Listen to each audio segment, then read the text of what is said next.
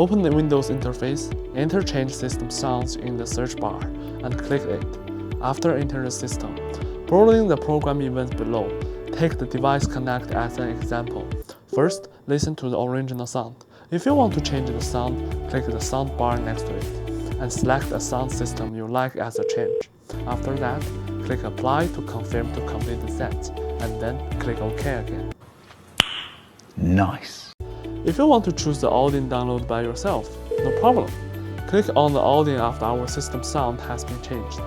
Click on the border on the far right and select the audio download in the advanced in your folder. Please pay attention. The audio must be in the WAV format before the adding. After selection, test it before the save, and it's done. Now let's check it out. Connect the wireless mouse receivers to the USB-C port. Now you can hear the added audio as you wish. By the way, if you want to go back to the default settings, you only need to click the sound screen. Select Look Sounds, click Apply, then back to the default. Easy peasy.